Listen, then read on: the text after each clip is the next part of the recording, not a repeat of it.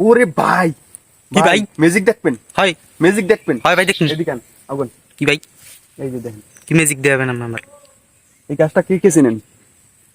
এই গাছটা গাইস কে কে চিনেন কমেন্টে বলবেন। গাছটার আসলে এই যে দেখছেন না গাছ একটা, হুম। গাছটার ভিতরে এমন একটা জিনিস আছে কি জিনিস ভাই? যেটা দেখলে মানে আশ্চর্য হবেন যে এই গাছটার ভিতরে এমন একটা কষ আছে, কষ। গাছটার যে রক্ত, রক্তটার কালার দেখবেন দেখেন। পুরো দুধ ফেল, দুধ।